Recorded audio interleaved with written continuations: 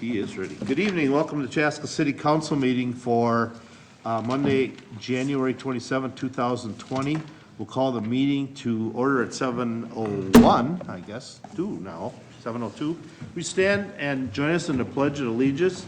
And we also have with us today Chaska Cub Scout Pack 301, and it's going to help us with our Pledge of Allegiance tonight. So welcome, you guys.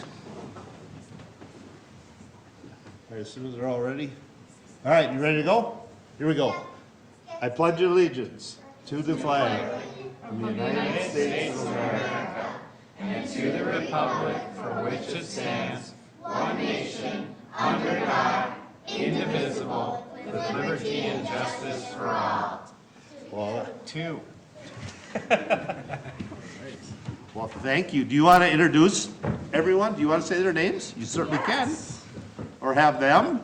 Members of the council, this is our youngest group of leaders here in Chaska, Pack 301. This is Den 99, which is the first female group of Cub Scouts to come through Pack 301.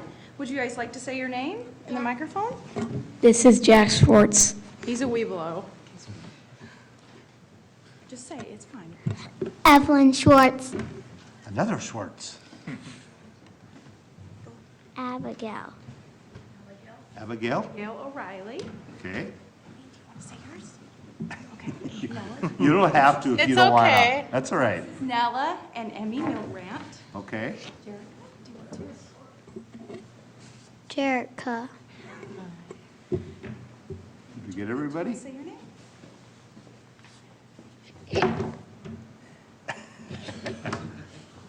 Jacob O'Reilly. And Jacob O'Reilly. Jacob O'Reilly. Thank you very And much. you never stated your name, just for our 1.2 million viewers. My name is Shannon Schwartz. So pleased to lead this group of kids. I get a lot of joy, and we like getting out in the community. So if there's ever a need you see, please let us know. All right, awesome. Well, thank you for joining us. We appreciate you. that. Bye. Bye. Oh, your boyfriend just saw you now. Give you a look. Oh, I missed it. Oh, it would have been worth seeing. All right. Okay, I got to get back on track here. So now moves us to, well, again, thank you to PAC 301 for coming and helping us tonight. So with that, Nate, will you call roll? Yes, Councilmember Hatfield, Here. Councilmember Hubbard, Here. Councilmember Wong. Here. Councilmember Grau. Here. Mayor Winchell. Here. Next is item 4, adopting the agenda. Are there corrections or additions to the agenda? If not, I would entertain a motion to approve. Make a motion to approve the agenda. Motion by Councilmember Hubbard. Second. Second by Councilmember Wong to adopt the agenda. Discussion? Hearing none, all in favor signify by saying aye. Aye. Post same sign. Motion carries. Moves us on to visitor presentation. I have 2 items here. I have start with Jessica Bartholomew with A.C.T. United. Good evening. Thank you. I'm not much taller, but just a little bit. You can stand it up. Yeah. So thank you so much, Mayor and Council, for allowing me 5 minutes to introduce our nonprofit organization here based out of Chaska, but our work has expanded across Minnesota into other states as well as globally. Our organization is ACT United. Like I said, we are a nonprofit organization. I'm the founder and the executive director. I come to this position after 25 years of working with at-risk and those kids and teens that we would not normally consider at-risk, children and youth in our community, working with them in different capacities, including youth outreach, Treehouse for a little bit in the 90s, started at New Hope and then came to Chaska, and that was my introduction to this community, was through my position at Treehouse, and then was a police officer with the Minneapolis Police Department for 12 years, and 6 of those years I spent undercover, and I started off in narcotics investigations, which quickly overlapped with the sexual exploitation of our children and teens, and I found myself in human trafficking investigations for the last portion of my career, took an early retirement in 14, and then started ACT United, Anti-Child Trafficking United, in 2015 in response to the lack of awareness and education and prevention that we had, especially in our suburban and rural communities. So even as a Minneapolis officer, a lot of my investigations spanned across our county, as well as other counties from the north and down south to the farmland, and I was finding a tremendous gap in our awareness and education and programs available to our children and our youth out here. So what does ACT United do? We work in a model of prevention. So rather than respond to exploitation after it's happened, which I had to do for many years, we are getting ahead of it in prevention. Two of the most important things that we do is our awareness and prevention programs for the community. We have our 5th annual Community Awareness to Action Conference coming up at the Chaska Community Center on February 15th, 8:30 a.m. You can find out more about who's speaking and what we'll be doing at that conference at actunited.org, or you can register through Eventbrite. The other program that we have is for our professionals.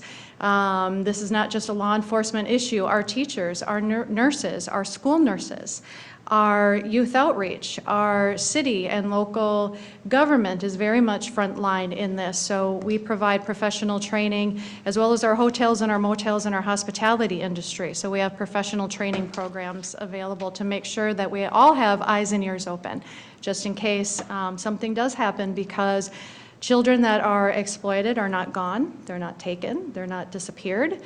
They are most often not kidnapped. That's actually extremely rare. They're actually going to school, they're going to church, and they're returning back home, and they're in our communities and frequenting our businesses. So they are here. So we're all kind of frontline, eyes and ears open. Our focus, however, our main program would be our Youth Aware Teen Exploitation Prevention Program. We've been doing that program and that curriculum for 4 years. We are in high schools, middle schools, churches, youth groups, youth-serving organizations, bringing awareness and prevention to teens. The two things that we talk about is the dangers of online exploitation, which is the fastest growing crime against people under the age of 18, would be online sexual exploitation. So we cover that in our program to talk about the dangers, how to stay safe, how to protect themselves, what is the law, and what to do if you have been impacted or you feel yourself being pressured to share sexually explicit photos or videos. Unfortunately, that is the #1 issue that we get from teachers, social workers, and school nurses when they talk about behavioral issues entering the counseling office, where they're seeing a drop in academics, or they're seeing bullying, or they're seeing kids struggling with depression, anxiety, isolation. When we get to the genesis of that, most often we are finding an incident of exploitation online being the genesis for these other behaviors that we see. So we cover online, but we also cover healthy relationships and those signs and indicators that may be grooming that young person toward a controlling, abusive, and exploitive relationship. That is the #1 pathway into sex trafficking, including the teens that I had the unfortunate opportunity as a part of my investigations, even here out of Carver County, even though it was a Minneapolis jurisdiction, so you might not have heard of the case, but the kids were from our area. And that's the #1 pathway, is relationships. So if kids don't know what to look for, they can't protect themselves. And certainly if we don't know that they're still here and actually how these crimes occur and work, then we can't have the right conversations with our kids either. So our prevention program is called Youth Aware, and we're very active. We have been in this school district for 4 years now and invited back.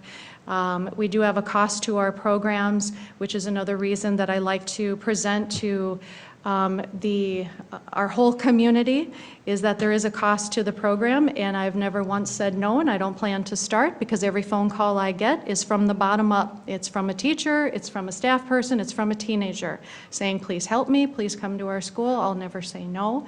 But we are always looking for support financially, as well as people to help introduce our program into our district.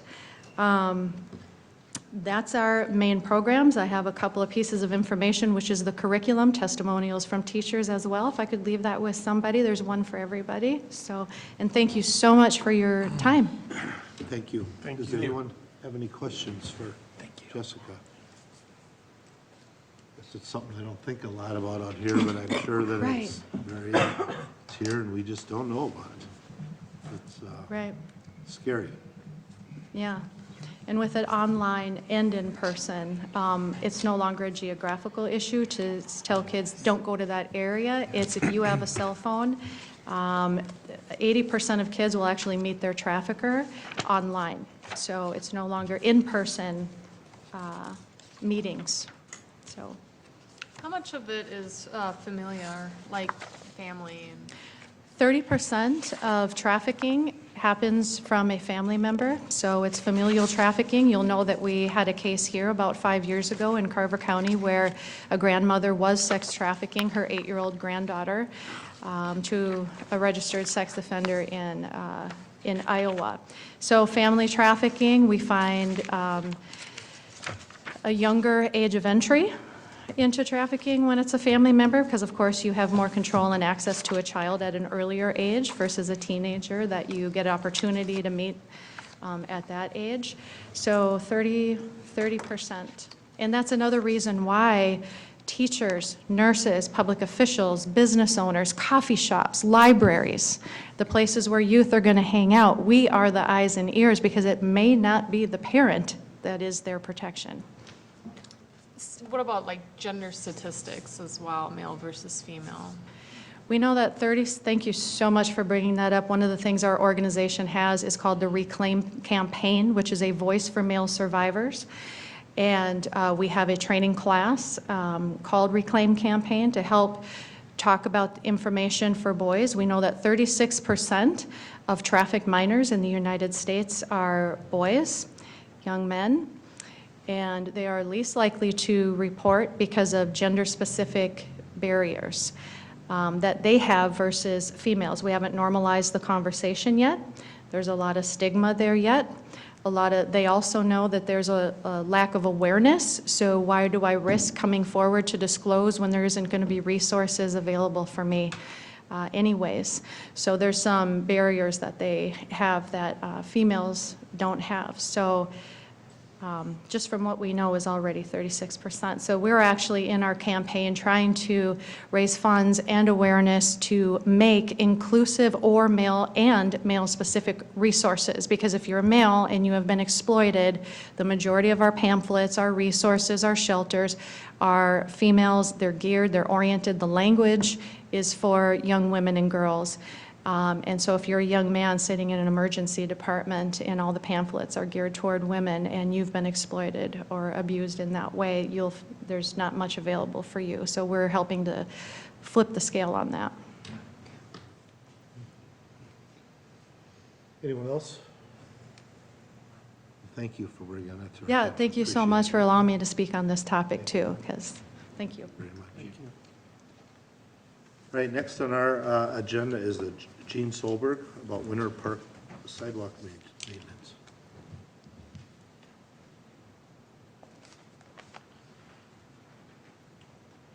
And those waiting for interviews, we got a little behind, so that's still coming.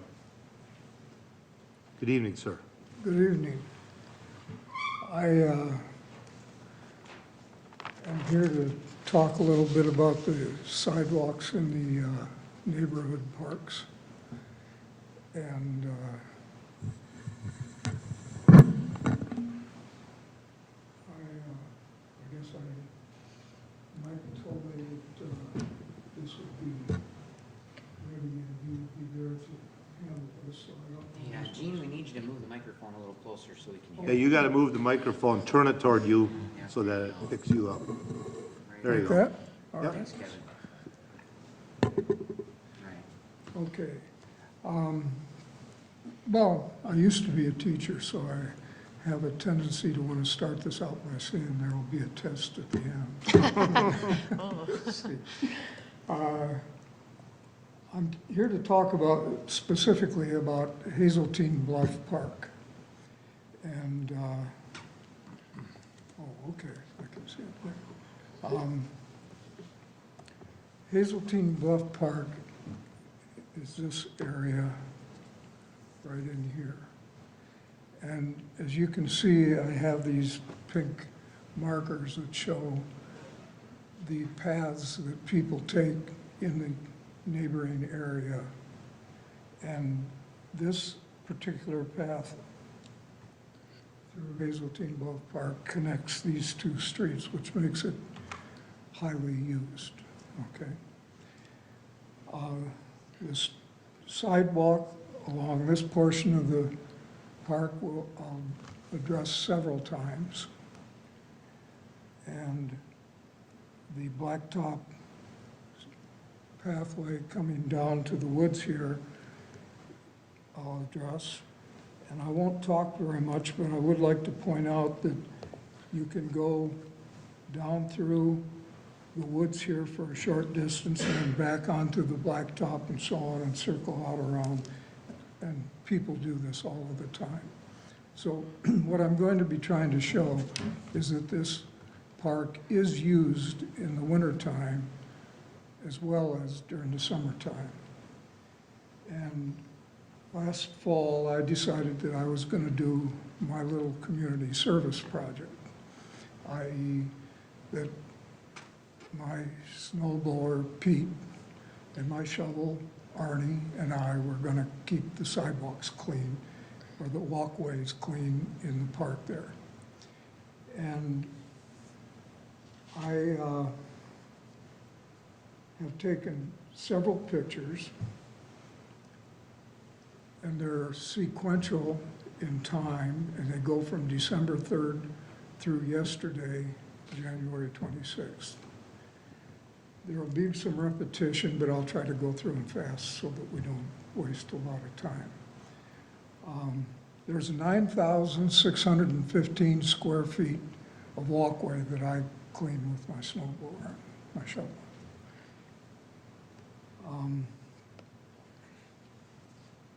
I'll particularly point out a handicap entrance to the park, or to the sidewalk right here that's right adjacent to the park. And I'll talk quite a bit about the sidewalk then that goes along the street. And I'll talk about the various plot, let's see, I guess that pretty much covers what I was going to say there. I won't repeat myself. This then is the pathway right, well, I guess you can't see it over there, but this is the pathway that goes down to the woods, okay? And this is on December 3rd, after I've used the snow blower, after I've ended up using Arnie, my shovel, to clean the ice that occurred. It's the snowfall that was so wet, it took me 2 days to do it because the snow blower kept getting clogged up and so on. But this is then the portion of the sidewalk that goes down parallel with the street that I pointed out. This part is where the city cleaned the walk. You can see where I cleaned it up to on the black top, or on the black at the bottom. And the rest of this goes all parallel with the park past the, I don't know if you can see it or not, but up here is the playground. And so on. This is a more specific picture of the handicapped approach that comes up to the sidewalk. This is after I've cleaned it. You can see the marks where the city plow went and left it the way I showed in the previous picture. This is December 3rd, okay? Now we're going to December 11th, after I cleaned the walkway in the park on December 11th. And this is where I cleaned the walkway to the playground. And you can see, if you look carefully right here, where I quit cleaning and the city did the rest of it, going on down parallel with the street. And you can see the difference there.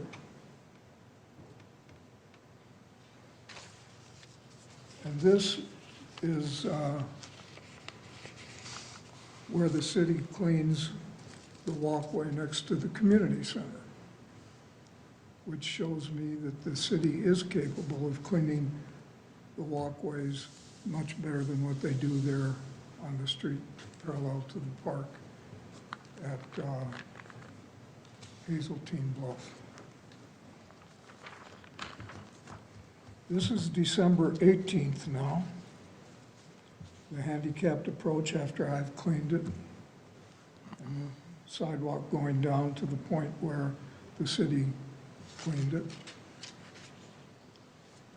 This is also the 18th, which shows where I cleaned it up to the playground. And then you can see how I've tried to clean some of the sidewalk going down where the city does it.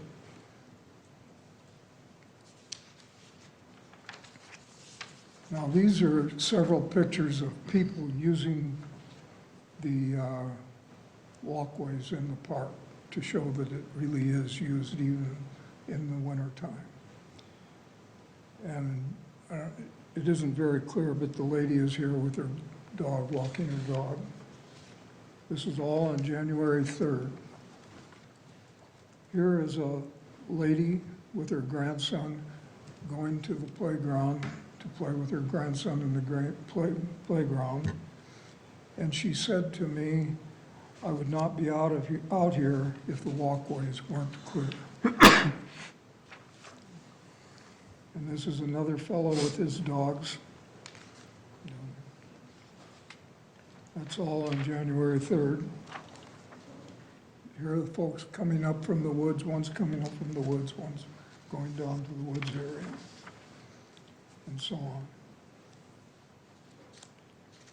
Then on January 11th, after another snowfall, after I cleared the park, the walkways, and this is the part of the walkway that the city did that I tried to clean up after them, and the ice that was left on that I couldn't get off with a snow blower, and I didn't try to chip it off like I did on the other parts.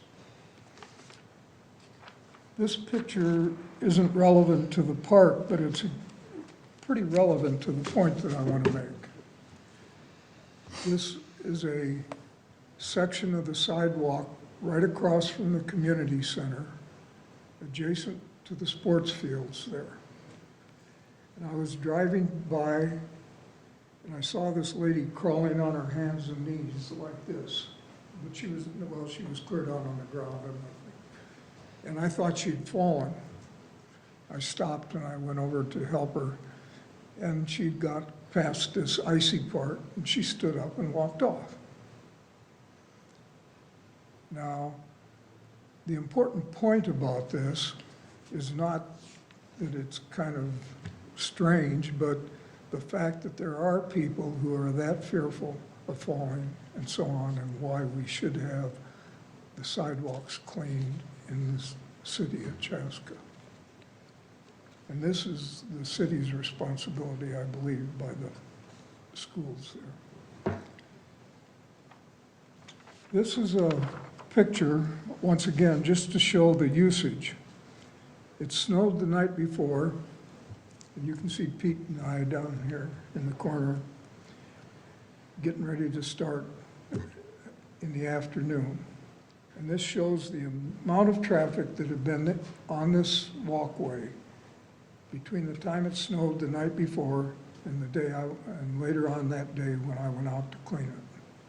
So it's very heavily used, relatively speaking, for a community park.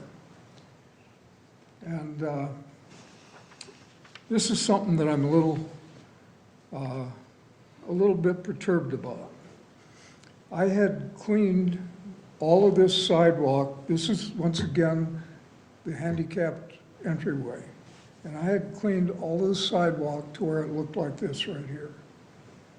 The city came with their equipment and came from the right to the left and just pushed snow and recovered that and drove right on off and left it with what I had cleaned covered with snow again. And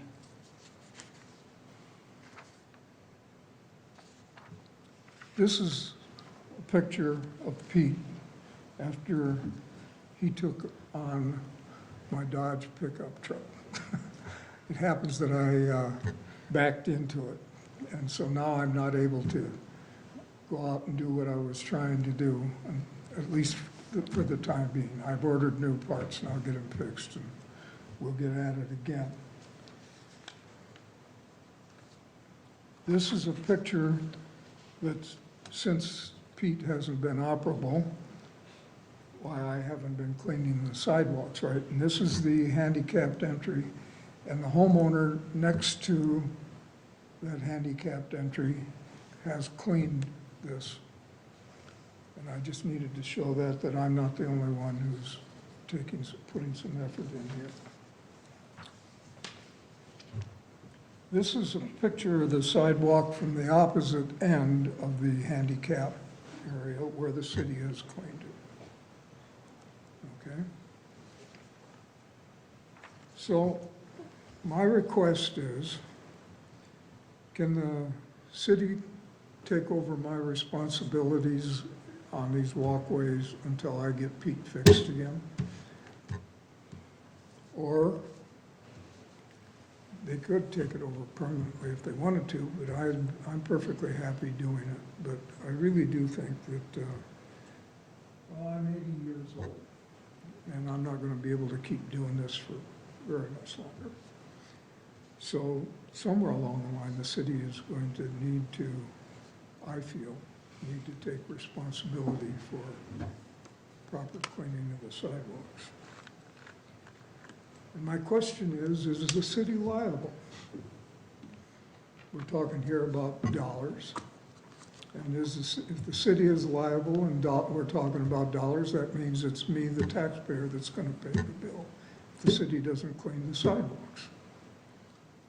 But worse than that is, what if some 80-year-old who had osteoporosis walked out there and fell and shattered a hip? We're not talking about the money now. We're talking about, could we have prevented this from happening by properly caring for our sidewalks and walkways?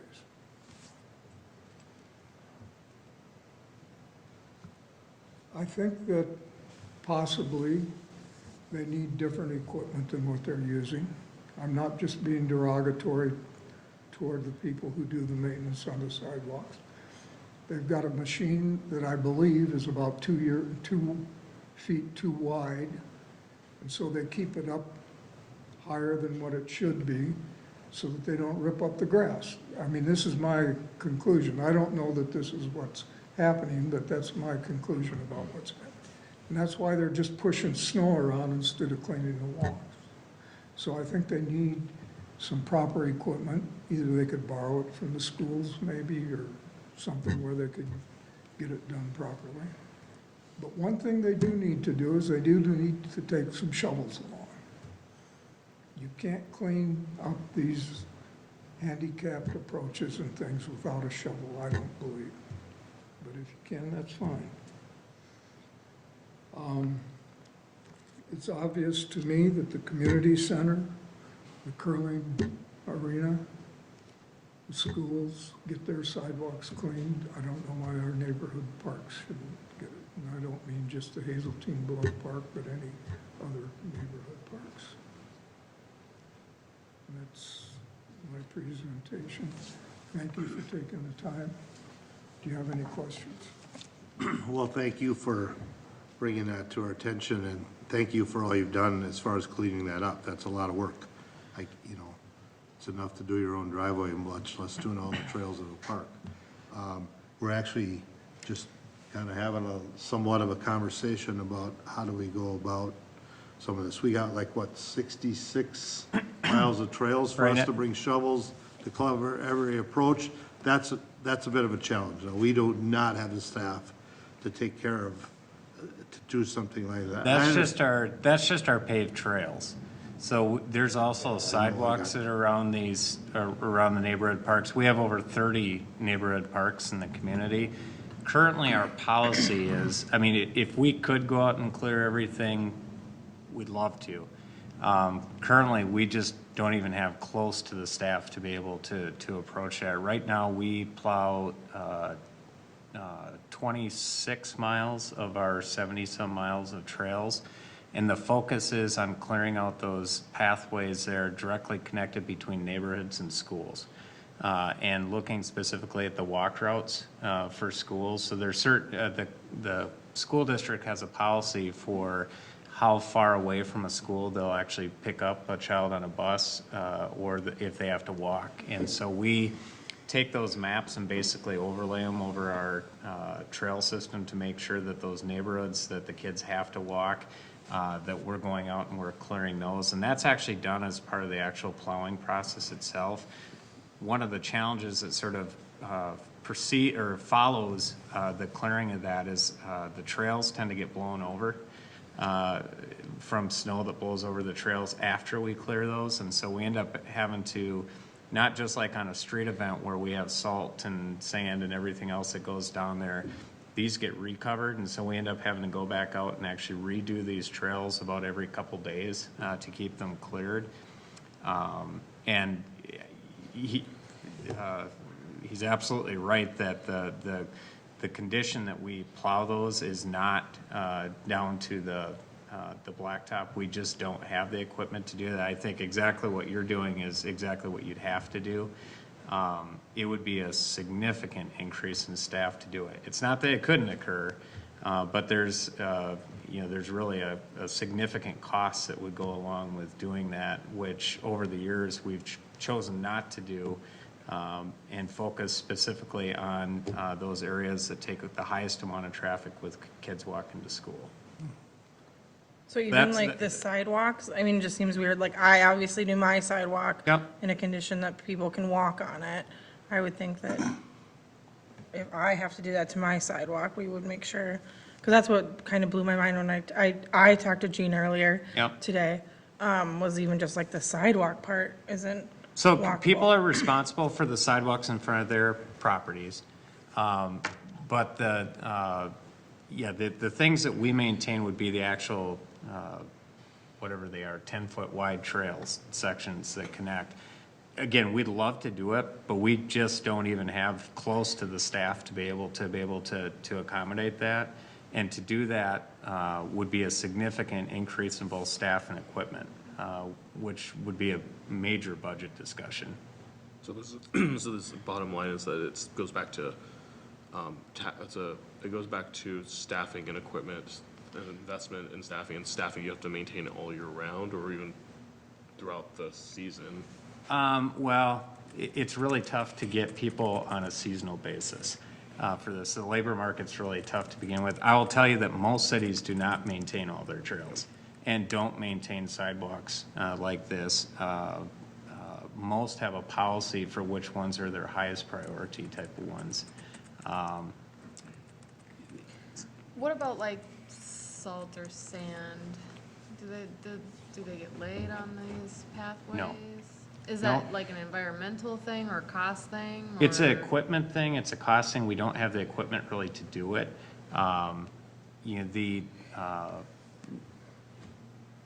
Could you do it? You could do it. What I found, and this is just anecdotal, is the trails that tend to not be snow covered tend to be more dangerous because they get freeze and refreeze on top of them as opposed to the ones that are slightly snow covered. Right. I'm just looking at like, it's just been very icy. I fell on the ice like 2 weeks ago on a sidewalk, so I can like feel your pain.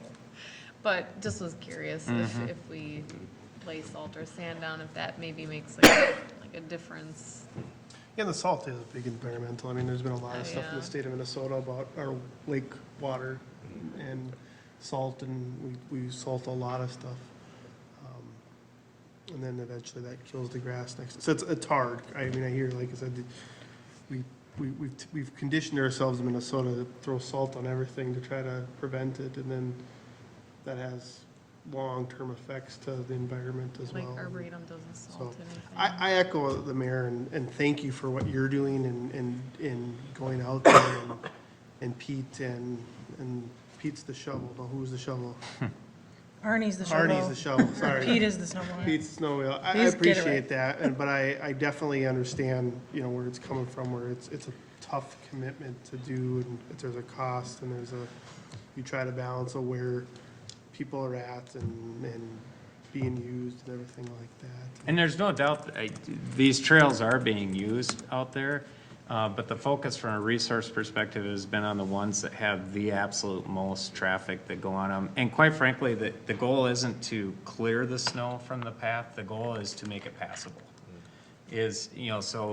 Basically they, because we end up having to go out every couple days to go and re-clear these, it's really to go out and make sure that there's not drifts of snow across there, and make sure that they're open so that people can at least navigate through there.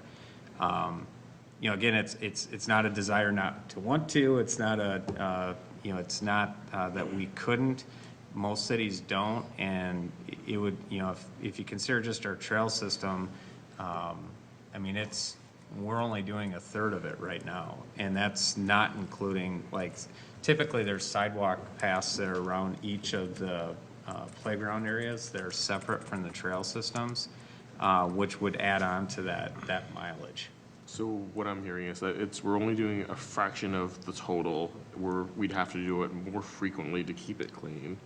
And we'd also need different equipment and additional staff we'd have to be loaded all year round with that we might not necessarily be utilizing, when it's not snowing. Yeah, it's the same token. We're also in in the process of looking at, how we fill, shortages that we currently have right now. What I can do, to be able to put it in a little bit greater detail is have Brian Jung actually give a breakdown of, what it would take to do that type of work, and what the costs and time would be associated with that, just to give you a sense of what that is. Obviously, if the council said, hey, this is something that's absolutely a priority, it's not that we couldn't do it, but there would be a significant cost that would be associated with it in the budget to go along with it, that we just currently don't have budgeted now. Is that something we'd be good to? I know what you're saying. Yeah. I don't know how we could do it. Yeah. Without a significant, I understand this has been a very unusual January with the warm and the thawing, and there's more ice on sidewalks and trails everywhere than maybe in other years. So maybe this is one of those exceptionally crazy years that is creating more ice on there, but to get them down to bare the way you've done it, I don't know how we could keep up with that.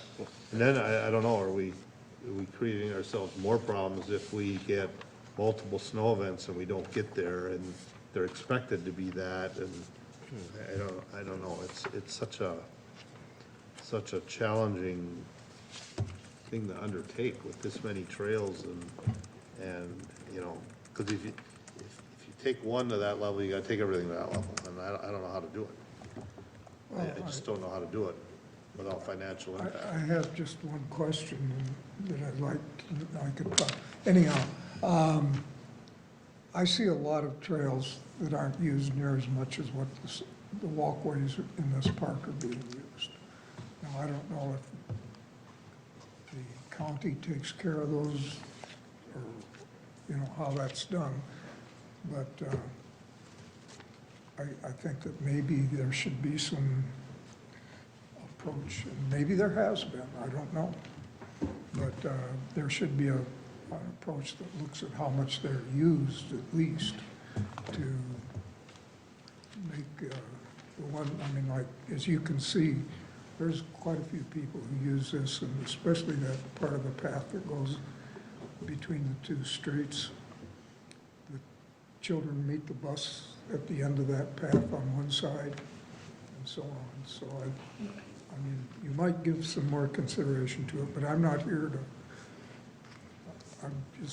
I'd sort of like Well, all to. we can do is we can take a look at it. We'll talk to our public Yes. works director. I will say that this isn't an unusual request. I mean, this is something, a request that we get, and it comes from multiple areas of the community. We've had, well, we had one today that we Right, saw I that came got one from today the Clover Ridge area. So our neighborhood parks get used in the winter, no doubt. No doubt that they I get know the used in the trails do. winter. I mean, they're And all the getting trails get used in the winter, no doubt. I mean, they absolutely do get used. And we can put together to sort of, understand what the impacts of it is, but just given what we do compared to what we don't do, it would be a significant impact. Yep. And so I think it would be, I think before, jump to any, definitive, like, what we're gonna do or not do, be helpful to at least understand, like, financially, what that really means in terms of real cost. But I think that it's also kind of a non-binary sort of problem, right? I'm not sure I necessarily would say that we do it all or nothing, right? Because there could be key paths that are more arterial than others that, do get heavily used for various reasons. If there was something we chose to do, but, I think that one of the things that we have to balance too is that we're very fiscally conscious and we, strive to maintain low taxes, and this is something that's a pretty significant tax implication for us. Well, I think the one thing to point out, what you mentioned the word arterial, every collector and arterial trail gets cleared in the city. Okay. So that's something that's just a given. Now, again, it's not down to the bare sidewalk, but it's cleared so that people can walk on. So if you're walking down Hunter Mark, if you're walking down Clover Ridge Drive, if you're walking down Audubon, any of those major roads, Engler, those are all cleared. The ones that are sort of unique in there are the ones that end up being connections that multiple people, that kids that need to get bused to get over, or don't get bused that need to get over to a collector route or arterial route, don't have a good connection. Well, thank you so very much. Well, thank you Thank you, again. Gene. Thank you for all you've done, and we'll look at some numbers and see what we can, see what works out. Thank you very much. Is there anyone else here under visitor presentation? Okay, at this point, council's gonna take a short recess to do interviews again. We can't require people to leave, but we'd ask if you'd be willing to step out as we do interviews. I believe we're interviewing 3 people tonight, and so we shouldn't be out more than 10, 20, Half hour. 30, half hour. And we will be back on, so, at this point, and while all 3 candidates are here, I'm sorry, we went a little later than time, so, with that, I would ask, it looks like we're starting with Tom. And then if the other candidates, if you wouldn't mind stepping out,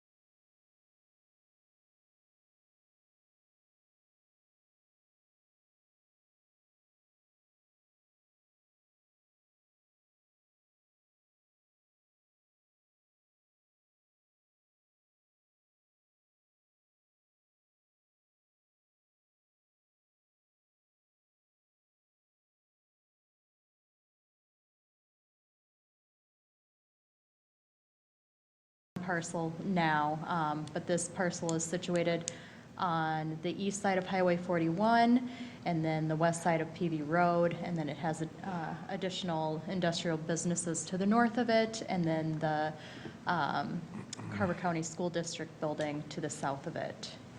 There's currently a parking lot on the site, and I'll show you how it kind of gets modified with this new site plan.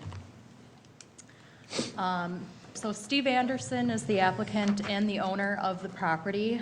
He also currently owns 105 Peavey Road, which is the parcel just north of the subject property.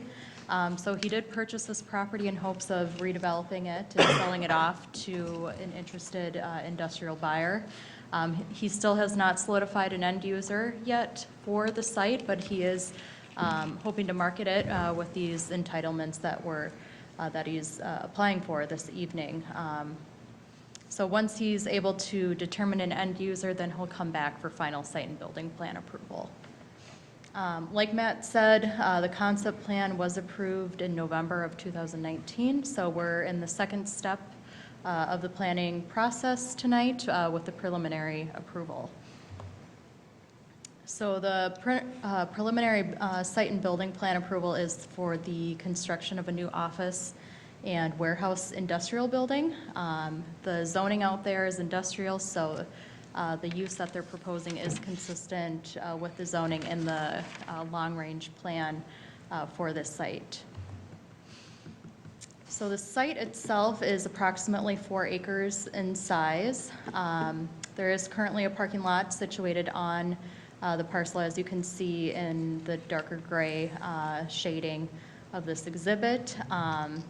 There's also a small CenturyLink building on the property today, and that will be maintained as a part of this site plan and currently be owned and operated by CenturyLink. There is also a wetland on the east edge of the site that they are also hoping to maintain. There will be some slight impact to it with some of the realignment of the parking lot, but other than that, most of it will remain intact. As you can see, the parking lot does connect to the south with the school property. With this new site plan proposed tonight, they are planning to terminate that connection there and create their own self-sustainable parking lot. The school is aware of this. It does not hinder their access to their parking lot, and in fact, they applaud the efforts of disconnecting those two parking lots to be two different ones. Ingress and egress is planned to be remained on the northeast portion of the site off of Peavey Road. There's currently an access, so that will remain with the new site plan. There's also an internal drive access into the 105 Peavey site on the northwest portion of the site that will also plan to stay. And that's kind of important in noting when I get to one of the exhibits that we're going to show you for truck movement through the site. So this is the proposed site plan.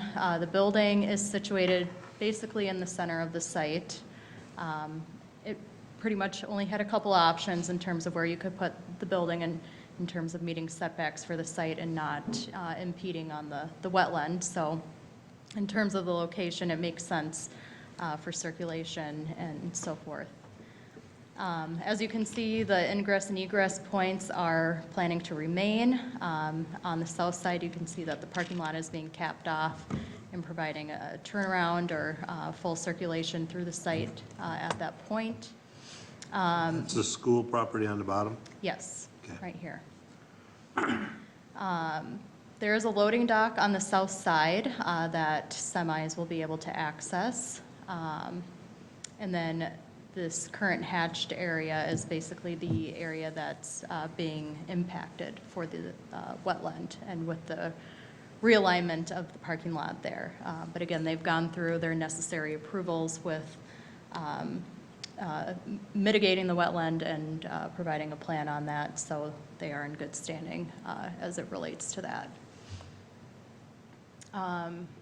They've also put together a truck turning plan for us as well. to give you an idea of how they access the site. So currently, trucks will be accessing the site off of their northeast Peavey Road access and then gain entry to the loading dock on the south side. Because of the kind of tight configuration of the parking lot within the site right now, one of the things that they wish to do is provide truck egress through the 105 Peavey site to the north and out onto Peavey Road. If they tried to do these movements within the site itself, it would have been very tricky. So since the owner is the same between these two parcels, he's able to control that. However, in the event that this parcel does get sold off, they will be required to execute a cross-access easement on the 105 Peavey site so that these trucks can make this movement legally. So once they get that through the final plat process, they'll be required to record that as a part of their final plat. Does that take out parking on that side where the trucks would go through? Here? No, on the north side there in the 105 PV. No. So currently this site, this is probably a proof of parking exhibit. They don't really have any striped parking back there because they don't need it. Either way, if there was parking back there, they're showing movement that wouldn't impede with that necessarily. It goes in front of the CenturyLink building. Is that like an issue or no with them because they own it just separately? No, that wouldn't be an issue for CenturyLink. They come there very, not that frequently. Just for maintenance. Oh, Right. okay. So this isn't an occupied building. Sure, all right. By any means, so they'll have someone there maybe once or twice a week. All right. This is the landscape plan that they're proposing. So they are planning some plantings through the planting islands through the parking lot. So they are meeting our ordinance for planting island quantities. During our concept plan, we've noted a couple areas where they could kind of spruce up the landscaping and screening needs, and those are mainly along the western edge on the Highway 41 side to kind of help fill in where there's existing vegetation there for the screening of the loading dock, as well as adjacent to the loading dock, being able to provide all year-round screening there. And then with this new reconfiguration, they are having a retaining wall on this eastern edge. So we are asking that they incorporate additional plantings next to that to kind of help soften that edge. But there is a majority of existing vegetation on that east edge. It's just a matter of filling in again and providing that all year round screening with coniferous plantings and additional deciduous plantings as well. And then here's the photometric plan if anyone's interested, but they do meet our lighting ordinance in terms of the cast off that's being created. But the fixtures that they're proposing do meet our lighting ordinance as well. And then these are the elevations. So they are proposing a 2-story tall office warehouse building. The loading dock is on the south side, so on this, where I'm circling it right now. The building materials that they're proposing out there is a mixture of eaves, glass, architectural metal paneling, precast panels, and so forth. And for industrial buildings, they only have to meet 30% Class 1 material makeup of 2 materials, which they are proposing for this building. So in terms of our ordinance, they are meeting that with what they're proposing. We have been getting good compliments from the Planning Commission as well as staff in terms of the overall look of the building, which is definitely refreshing compared to some of the industrial buildings that you see in some of our industrial parks, so we definitely applaud them in their efforts there. And then a couple renderings just to give you alternate views of the building and the site overall. So with that, we are asking you to make a motion tonight to adopt resolution number 2020-7 which is approving the preliminary site and building plan for the Peavey Road Industrial Building, and then based on the conditions that are listed within that resolution. Happy to answer any questions. The applicant is also here if you have questions for them. So did you say that they wouldn't go on with this building till they found an applicant? Yes, Okay. So they've got it this far, then they wait and, right. They're not going to come back for final approval until that's solidified, because that may or may not change a couple things Right. with the building. Just to add on to that, so this is, right now, it's being used as kind of a marketing tool to Right. prospective clients, you know, like a lot of other commercial development. Right, yep. okay, that makes sense. Because I often wonder about building a building, especially how this one's designed without having an applicant in there, because some things could be shifted. Right. Okay. I echo your comments about, and the planning commission's comments about the way it looks, right? And I think I said this in November, right? It's obviously a very visible location in the city of Chaska. A lot of traffic drives by it. It's just empty now, so anything will be an improvement, which is good. But, you know, it looks very nice. I do like that. I'm not a huge fan of the semi-easement piece going through there. I just worry about that as property owners change and businesses change, but I get it, right? It's convenient now because the owner owns that property. It just, I worry about future, right? Because things change, building operations change, and does it become less marketable when I'm buying that property and these semis are going through here? But again, some of that will change based on who's the client, you know, who owns It the could, property, yep. right? It might not be huge semis, it might be different things too, Right. so. But I get it, it works, it's functional.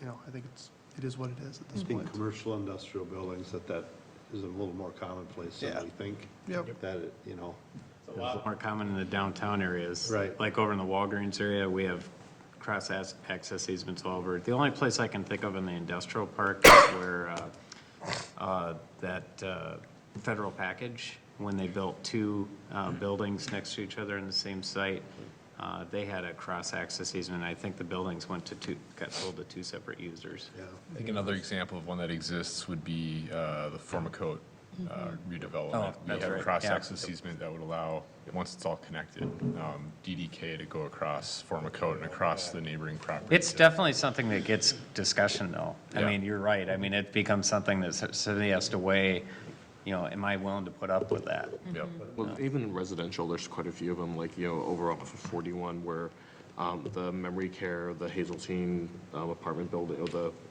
condominiums and the apartment building those are all a shared access. That's actually a private road. So, I mean, there's a lot of shared access, like, all around the city. Yeah. But it looks great, I mean, like I said, I love the. I'm still sure that all that's built in as he's moving forward, and so that's, I mean, they even stated that the last time they were here, that knowing that that very well could happen, that's already being worked out, so. Yep. All right, any other questions? I know, I'm sorry to make you wait as long as you did. I don't know if there's anything you needed to say? No. Okay. All right. Okay. With that, I would entertain a motion to adopt resolution 2020-07, approving preliminary site and building plan for Peavey Road Industrial. So I'd like to make a so moved. Okay, motion by Councilmember Wong. Going to. He was about to, and then nope. He's gonna. What was that? I missed it. He was about to say it all out, and then he was like, yeah. so moved. Yeah, it's already there. I already said Yep. it. All right, and you seconded? Yeah, Councilmember yes. Hubbard, second. Yes. Discussion. Anything else you'd like to say? I hate to cut you off. All right, all in favor signify by saying aye. Aye. Post same sign. Motion carries. Thanks for being here. All right, moves us to item 9B, adopt resolution 2020-8 to accept the feasibility study for the 2020 street reconstruction. Mayor and Councilmember, the item in front of you tonight is one of the steps that's required when we go through what's called a 429 improvement project. That's where we actually go out, do the improvements, and we go back and assess a portion of the cost back to the properties. This is getting to be sort of old hat because we've done most of the streets in downtown, and it's been pretty consistent from year to year. Matt will go over the area of the city that we're talking about here. This is accepting the feasibility study that really starts to identify the costs, things like that. The next step will be to actually have an assessment hearing, which will likely occur sometime in the first part of March, after we have a neighborhood meeting to get together with the neighbors to show them what the project is and what proposed assessments and things like that would be. So with that, I'll turn it over to Matt. Mayor and City Council, Matt Clark, Chaska engineer. Since 2011, the city has been implementing its downtown street reconstruction program. Over the last 9 years, which this map has truly created, you can see all of the various colors, starting from 2011, leading up to what's shown in purple today. I promise, Mr. Mayor, we won't run out of colors before we're done. But essentially, what the last 9 years has consisted of is street and utility upgrades. There's been approximately 3 miles of streets that have been reconstructed, as well as utilities. This year's project, council will see this map for as long as the process continues, but the streets in gray, again, are the streets that have been completed. Yellow are those that remain to be programmed, and the red are what's being evaluated, or what's being evaluated and discussed tonight in the feasibility report. Just to give an idea of where we're at in the overall program, streets in gray consist of about 2/3 of those streets that were identified in the downtown master plan. We have, with this year's project, obviously taking away and eating down at that list, but we are somewhat getting close. Streets, as far as... Just to give you a sense, that this is a $30 million project doing all these streets in downtown. So it was a major initiative that was started back in 2010. So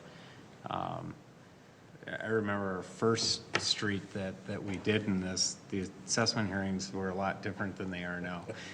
But again, they were a little bit more contentious than they are now. I think people have started to see the real benefit of the street reconstruction downtown, and things every year have gotten to be easier and easier and easier, so. Now people are mad because they think it was their turn and they didn't get theirs done. Yeah. It's the other way, so. Yeah, and I would point out too, I mean, some of us that have lived through this, me on both sides of the world, is when we talk about the downtown master plan and those types of things, the downtown master plan was adopted in 2010, which is ultimately, when we talk about projects and things, 2011 was really the kickoff to the downtown master plan. We had, prior to that project, Mayor and Matt will remember, was the Met Council Interceptor project, where essentially reconstructed over a mile, or very close to a mile. There were over 14 blocks, or 12 to 14 blocks of street reconstruction that happened as a part of that Interceptor project, which kind of kicked off the overall planning process. And again, what you see in gray is not by happenstance for how it is that we've been programming streets. The sewer really sets the Met Council project really set how it is that we were able to program streets because of how sewer flows in downtown, particularly from north to south. So as we continue to go north, again, we'll be programming those streets in yellow from south to north. Okay. This year's project, again, in particular, just talking about the area 1 and area 2, all of the streets were evaluated as a part of the feasibility report, but one of the major items for how it is that this year's streets were selected was because of the city funding that was received through state bridge bonds to replace the bridge that exists over Beach Street. Currently, it's a single-span concrete bridge that the city did receive funding for a replacement of a new concrete box culvert. So just going through those streets in particular, Beach Street, Area 1, we'll talk about just those streets, and then I'll move to Area 2. Area 1, Beach Street between 5th Street and 4th Street. Area 2, or excuse me, Stoughton Avenue between 6th Street and 5th Street. And then the block of Willow that is just east of Stoughton Avenue. Area 2, 6th Street and 7th Street, bounded between Bolt and Stoughton Avenue. And then the block of Bolt Street, north and south, or excuse me, between 6th and 7th.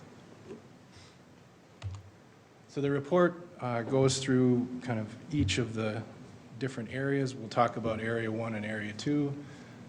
As far as, excuse me, in Area 1, both Beach and Stoughton Avenue are municipal state aid routes for the city, where they are the major part of the city's collector road system. They both are eligible for city reimbursement funds when those streets are reconstructed. In terms of parking, the on-street parking for both blocks of Beach and Stoughton Avenue, if you consider those two kind of the major thoroughfare, on-street parking does exist between the block of 4th and 5th, both on the residential side as well as on the Carver County Government Center side, between the north entrance and the south entrance, or the 4th Street access into the Government Center. Sidewalks, again, on Beach and Stoughton exist today. There is a sidewalk that parallels the residential side on the west side. And then again, on the east side, there is a sidewalk that leading up to the bridge. There's a minor missing gap of sidewalk today, but transitioning in sidewalks at 5th Street, Stoughton Avenue currently has a sidewalk that's located along the east side, which extends north all the way out to Audubon and Zembel to that area. Talking about Willow Street in particular, Willow Street ranges in width between 35 and 37 feet, so very similar to what you'd see as a standard residential street that provides on-street parking on both sides. Currently, there are no sidewalks, and the report will go through having no sidewalks proposed on Willow Street, but because of the width of the roadway and the right-of-way, currently there are no sidewalks on Willow Street. So we're not putting any either then? We'll talk about in each street layouts and things. Utility discussion, very similar to what council has heard in the past, is that, the utilities that exist within Area 1, both Willow and Stoughton Avenue, as far as sewer and water goes, those are original from the date of which they were installed. Sewer being approximately 100 years old, and then the water main being that 60 to 80 years old. So both are reached their life cycle. Old clay pipes, cast iron pipes that exist today. The exception to that, and we'll talk about it later on in the report, is Stoughton Avenue, excuse me, that was rebuilt in '98.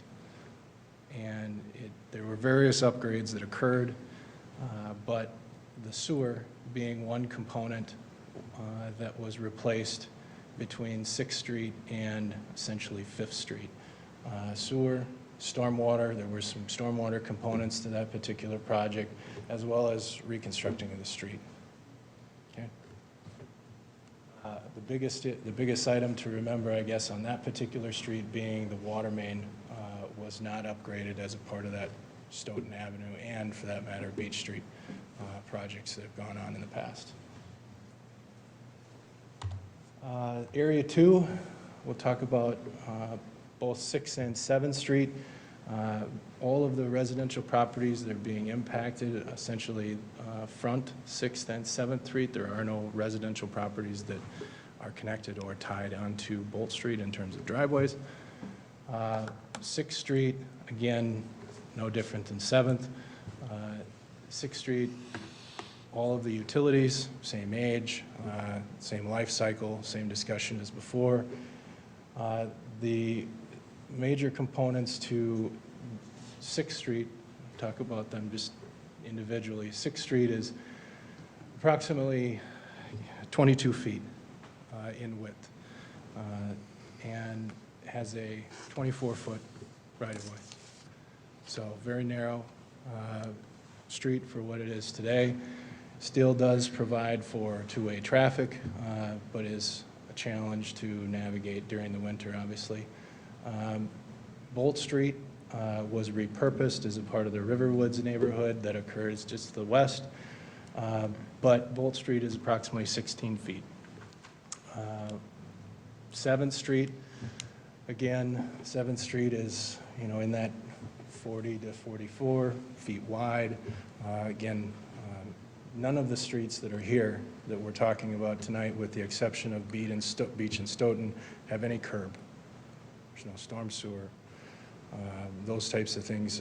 So generally speaking, it's tough to identify where it is that the actual pavement surface, what's being used today.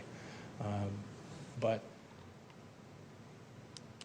we talk about, okay, so existing utilities. Oh, I should mention 6th Street, Bolt Street, 7th Street. Neither of these three streets have sidewalks that exist today. Okay. Parking, again, 6th Street currently is at 22 feet, would not provide for on-street parking. 16 feet on Bolt Street currently would not provide for on-street parking, but on-street parking would exist on 7th Street between the block of 6th, or excuse me, but between the block of Bolt and Stoughton. I'll zoom in so we can all see the design of the street improvements for Stoughton Avenue and Beach Street that were included in Phase 1. As I mentioned before, Stoughton Avenue was upgraded in '98. As a part of the design, it was evaluated for parking restrictions and for right-of-way and design for the block of Stoughton between 5th and 6th. This design, as well as the design before, are essentially matching, identical to what's there previously, replacing sidewalks in their current situation for what they are today, and then moving south between 5th and 4th Street along Beach Street, 11-foot lane, or an 11-foot lane, a 12-foot drive lane, and a 10-foot residential parking, or 10-foot parking is proposed along the residential side. Again, concrete sidewalks extending all along Beach Street, replacing what exists today. The major item that council should be aware of is the report mentions it as well. The parking that currently exists between the north entrance into the Carver County Government Center and the access into the 4th Street intersection, the report proposes to remove that parking for sightline and for safety purposes, just for access coming into and out of the Government Center. Moving over to... How many cars would that be? It'd be 4 to 5 stalls. 4 to 5? 4 to 5. So they would probably end up parking in front of those residences? Because the Carver County is pretty short on parking as it is. It is, and no different with all of the streets in downtown. Right. Public parking is available out in front. One of the things that is, and I'm sure, Michaela, you see it today, is that not a lot of the parking is used between the bridge and call it the creek. So that would be a change, it would be is to have those stalls or those stalls become more available, simply because the bridge creates the restriction where parking is today.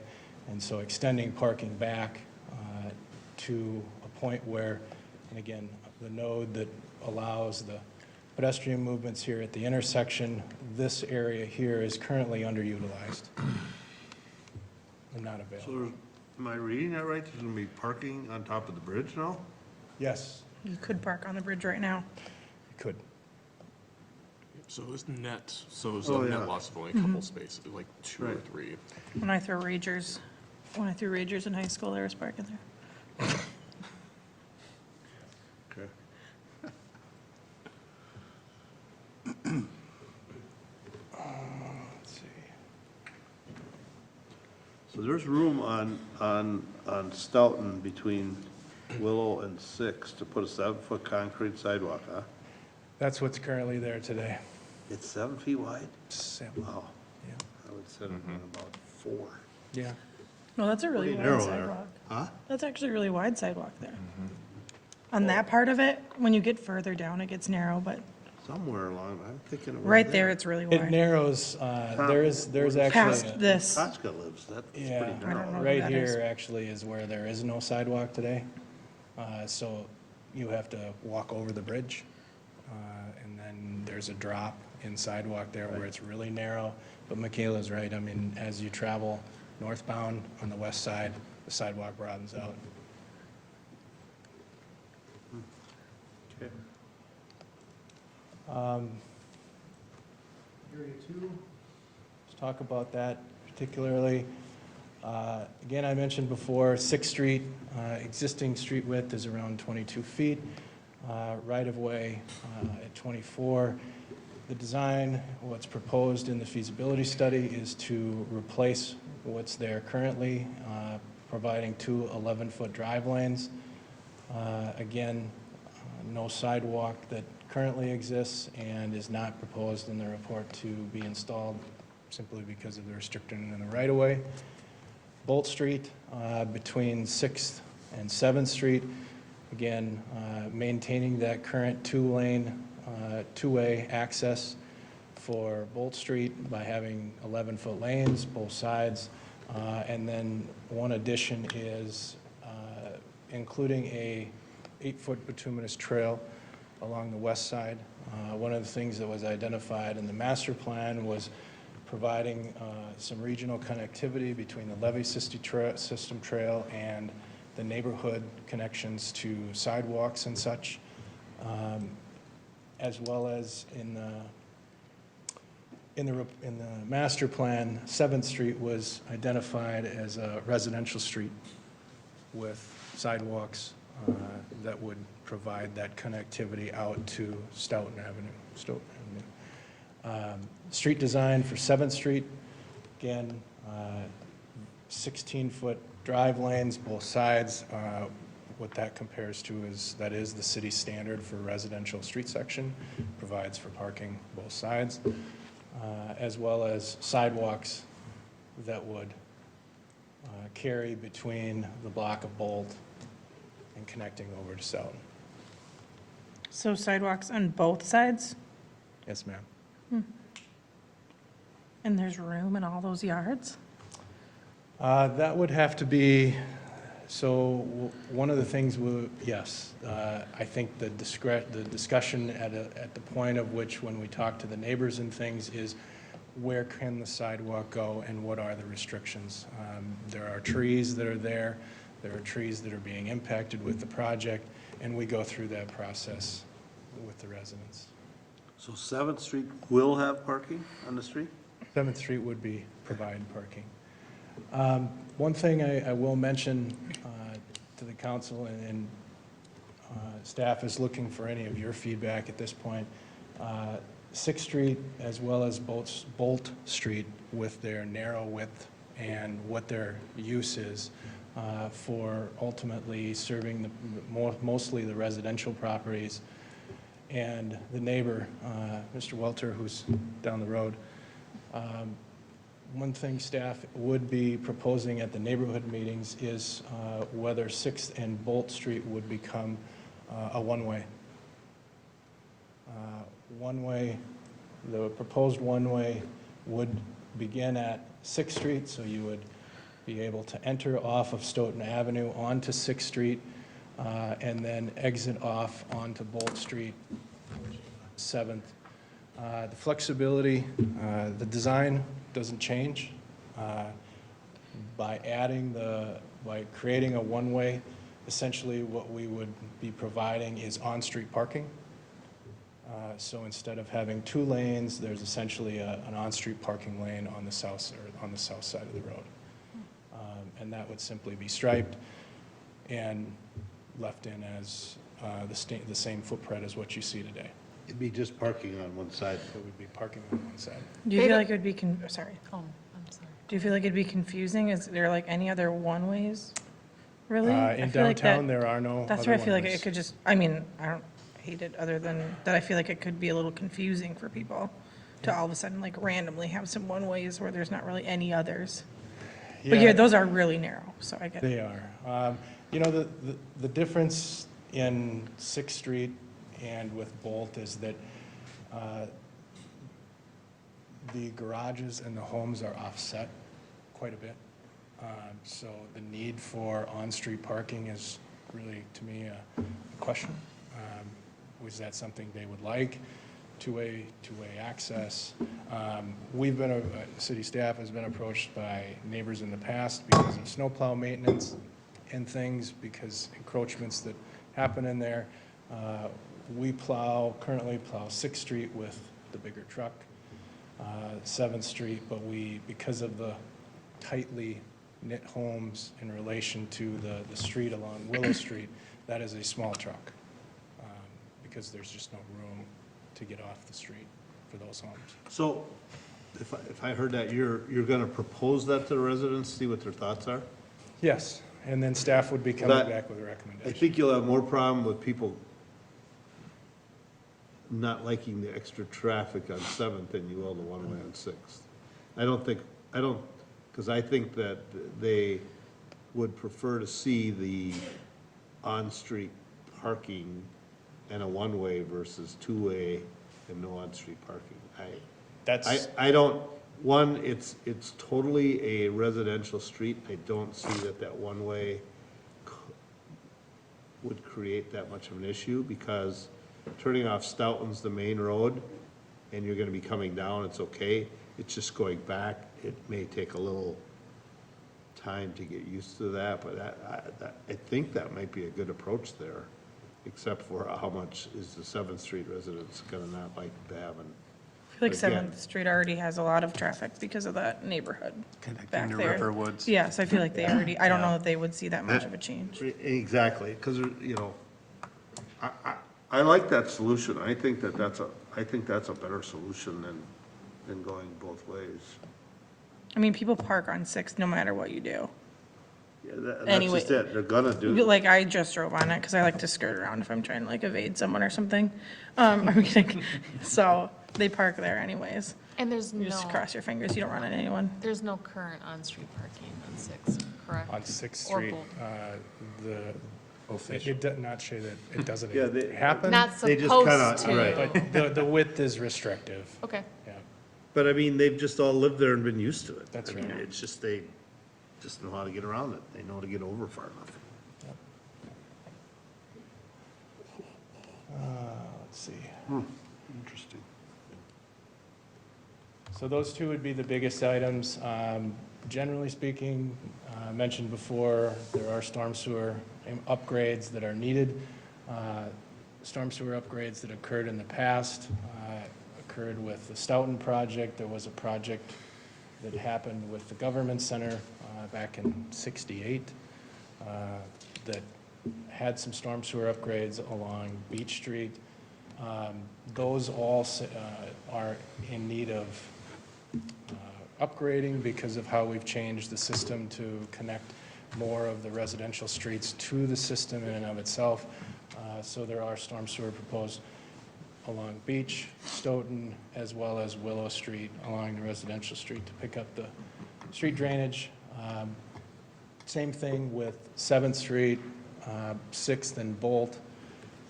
There is no storm sewer currently today. All of the overland drainage that comes down 6th Street, Bolt Street, comes down and empties into, or gets collected into the city's system, levee system along that discharges into East Creek.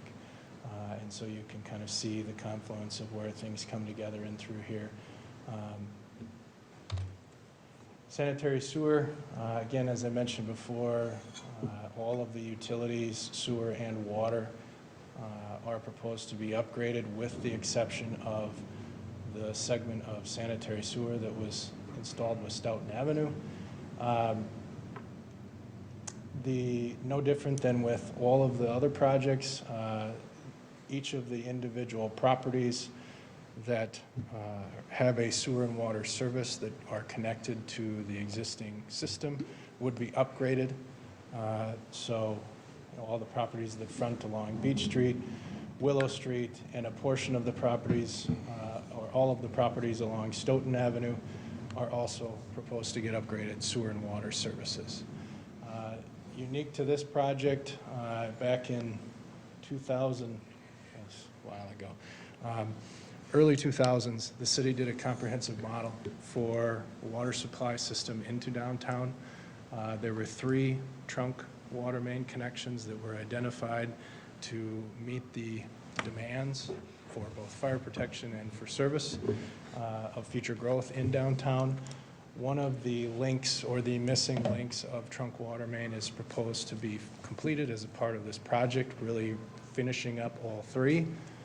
The link that we're discussing tonight is the segment of water main that would extend along Beach Street, north up to Stoughton, and then in Area 2 would extend along 6th Street and connecting to the trunk main that's currently at Bolt Street. Same thing as with the 2 other residential street. We talked about new sewer, new water services that would be upgraded on 6th and 7th Street. There are no residential properties that are connected off of Bolt Street, at least the section within the report. So no major improvements, mostly resurfacing and those types of work.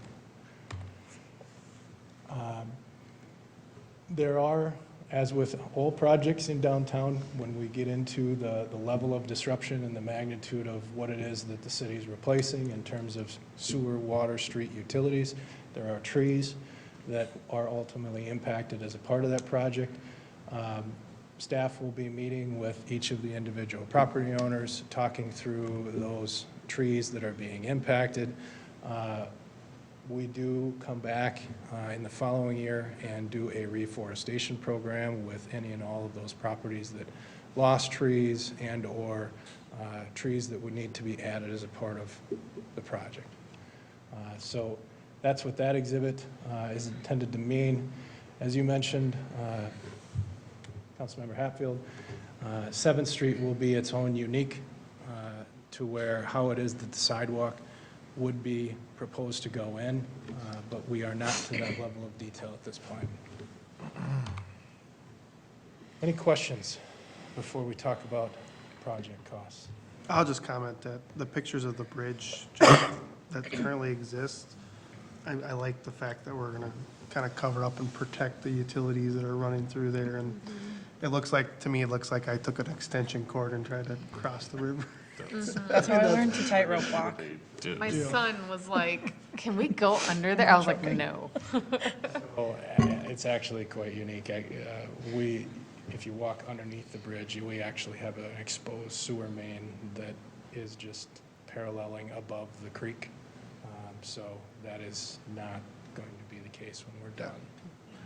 It's a much needed, nice upgrade. I appreciate the picture that speaks volumes to the project. Just going through the total project cost for this year, again, Area 1, if you look at all of the components, street, storm sewer, water main, water services, sewer services, both sewer and water, along with the bridge costs, 2.8 million, just above 2.8 million for Area 1. Area 2, 1.63 million estimated total project costs. Combining Area 1 and Area 2 is about $4,437,327, approximately $4.43 million. There, like I mentioned before, there is a component to how the city would be able to be reimbursed for some of the project costs. Approximately 1.5 million, based on the total project cost, would be eligible for reimbursement through state funding, which is the municipal state aid program. And as I mentioned before, the city did receive bridge funds to offset the replacement of the bridge in and of itself. The project schedule, tonight, obviously, we're having the feasibility study, just talking about the overall improvements. The next action item, if council would choose to move forward, would be to order the public improvement hearing. After the public improvement hearing, council would have a much less detailed review of what the overall project is, more of a general discussion about any of the neighbors, talking through the issues, having the general discussion about the project, and then making a decision whether or not to authorize and order the project. Between that time, what city staff will be doing is reaching out, if the project moves forward, is reaching out with all the property owners, having the same discussion we had this evening, talking through the overall project costs, and at that point, we would have a preliminary assessments that we would be able to share at a early onset stage with property owners so that they understand the mechanics behind what their payments would be and how the assessments would be. All of the projects in downtown, the city has levied a portion of the project costs as a part of assessments. No different with this project, the same process is being proposed. One thing, as I mentioned before, the next time council would see this back is at their improvement hearing. In the resolution that was prepared for council this evening, I had made a mistake on the date of the improvement hearing. I believe the date was set for February 27th in the resolution. We would need council to amend that as a part of tonight's discussion to March 2nd. It's February 24th, so you want... February 24th to March 2nd. At that point, we should have all of the assessments figured out. Again, one thing that council should be aware of is that the properties that were along Stoughton Avenue with the improvements that occurred in '98, there were assessments that were pledged as a part of those street and utility upgrades. Those will be factored into, or will need to be factored into, how it is that the city evaluates the benefit to the properties that are being assessed for this year. It boils down, they can't be assessed twice. Overall, talking through project in general, the assessment hearing, if the project stays on track, would be held March 30th. We do have a bid award, potential project award date of early April, taking bids before then, obviously, with an early May construction. The overall project is set for all of the street work to be completed yet this year. There would be minor street remaining that would occur, or paving work and things that would happen in 2021, but the bulk of the activity would happen this year. Questions?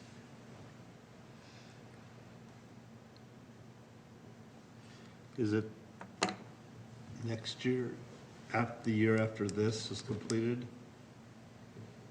Is it gonna be around, I don't know the streets, up the hill? Yeah. And around the back? Is that slated and around Old Fireman's Park too? Is that what's slated for the following year?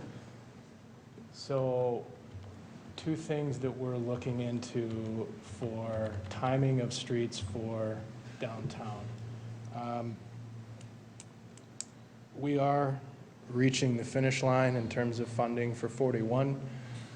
41 tentatively would be a 22-23 construction period, somewhere in that when construction would begin. These streets would be a quick choice for projects next year.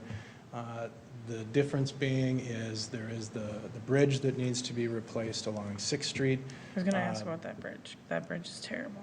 Yeah, actually I apologize. I wasn't able to get it on for this evening, but next meeting on the 3rd, council will see another resolution from engineering that would essentially propose the replacement and putting that on the state's bridge list for replacement. The bonding year is set for this year. The replacement dollars would be tentatively, if the allocations stay the same, would be 2022.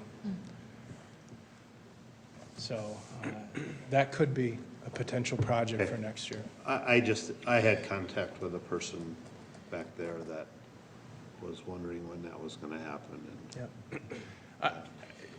Consistent, it would be a project that we would, yes, definitely evaluate for next year, just given the nature of, how detours and things are being programmed in downtown. Because if you look at the rest of them, it's around the City Square West Right. project. I mean, we don't want to do that until the year of that project. We want to try to do Highway 41 at the same time. We're going to have to time out Walnut Street, and then we're pretty much done. There's a little piece over on the west side, but, what's that? Our job is done. Yeah, wow, here. Our job is done. All right. Any questions for Matt? I think this is, like I said, some of it's a little newer to you guys. I've seen this presentation many times, but feel free to ask any questions. This is a really random question about trees. Sure. Do you include all the trees? Like if I see a tree that's missing, then I'm wondering, which is really specific, is it only certain kind of trees? There's a No, big pine tree I would that's pretty say- much dead that's not in here. If you're talking which trees go and which trees stays, I would say, we've evolved over the years. One of the process we first started with is Take them all. take them all. Take them all. And That one didn't go over so well. Man, that didn't. The Lorax just We weren't friends with any of that. I didn't, Clear cutting didn't work. there was a lot of negative. I mean, it looks good. There's some places that I know there's trees, it doesn't look like they're on here, but I don't know how that's picked, which is really ultra specific. Yeah, so we get very involved in that process, and by we, I would say our two foresters, Brian and Selmer Olson, who are with the Public Works Department. Both of those guys actually will be a part of the neighborhood meetings, evaluating the trees, giving your tree an actual assessment, whether it's structurally deficient, why it needs to go, whether it's part of the project, or if it's being impacted, or if it's diseased and those types of things. Uniqueness to downtown is the city maintains boulevard trees.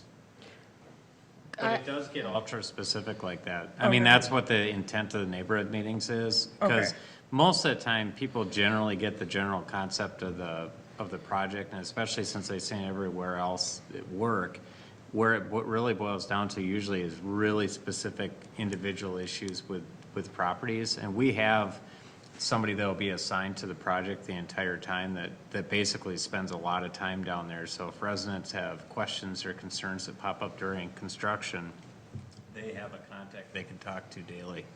Okay. Yeah, I mean, I really have no issues with the trees on there. I was just wondering, I just had a general question, just because I'm the newest person on No. here.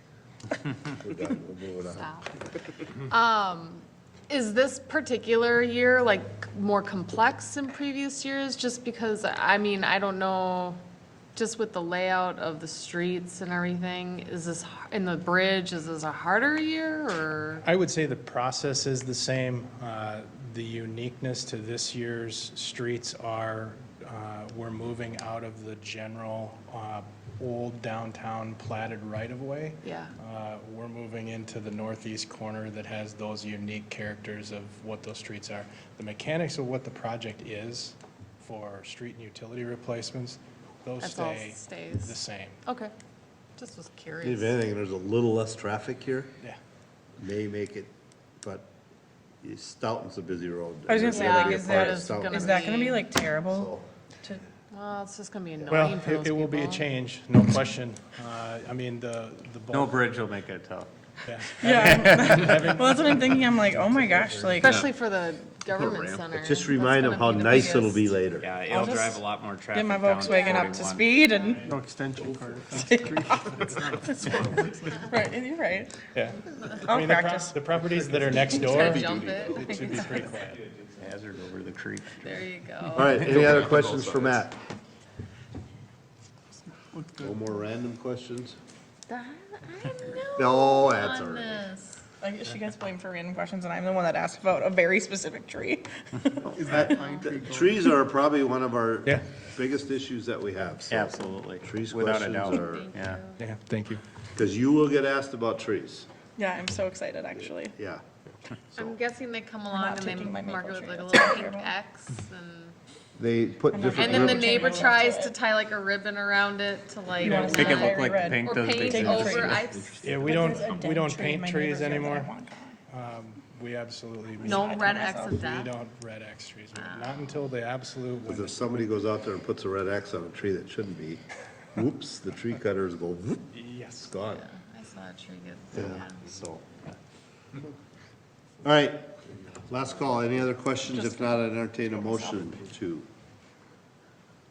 Is this all right if I do this? You think Adopt I won't? resolution 2020-8, accepting the feasibility study dated 2020 for the 2020 downtown street utility reconstruction project. Does it have to? And order the public improvement hearing for March 2nd, 2020. So moved. Motion by Councilmember Hubbard, Second. second by Councilmember McGraw. Discussion. All in favor, signify by saying aye. Aye. Opposed, same sign. Motion carries. Moves us on to bills. Okay. Mr. Mayor, I would actually make a suggestion that we actually table these bills until the next meeting. And the reason being is we had a technical difficulty with the attachment in this, and these didn't go out till today. And nobody really had a chance to look at them. It's not that big a deal to just move it to next Well, I Monday. had a, Yeah, I looked at I that. had a full report. It didn't come out until midday today. No, I got I it. did it, I did yeah, I it did Sunday mine night. Saturday. Really? Yeah. You and I tried it. Circle. Yeah, it's weird. I couldn't get it. Is I it know. like the right report? Because I did mine Saturday. Yeah, I did mine Saturday and Sunday. It's really weird because I know when we checked out the link, it was put on there, but like I couldn't open it up. I know Mike couldn't open it up. Well, when you said the chair, I couldn't get the chair. The chair was the only thing. chair that Yeah, was and then I had to see. reload it, but I couldn't get, I didn't, it dawned on me when you said that, I thought, well, who is it? I didn't. We forgot just that had I some, couldn't. we just There had was some weird technical bugs issues. going on. I know. Yeah. I mean, I don't care Vicky about. was- It's, cabling. actually, I'm glad to hear that some of you got it because it was put on there and we just couldn't figure out why I couldn't open it up. I mean, earlier today, I couldn't get to it from online, but I was always able to get to it from here. Well, with that, due to that fact that we had technical difficulties, I would request that we table the bills till, seeing as we have a meeting next Monday, we'll Monday. go ahead and table the bills. So I would need a motion and a second to do that. So moved. So motion by Councilmember Wang. Second. Wang. Second by Councilmember Hatfield. Discussion. I think it's pretty simple. We had technical problems, so we'll move. All in favor, signify by saying aye. Aye. Post same sign. Motion carries. And then, okay, that moves us to other business.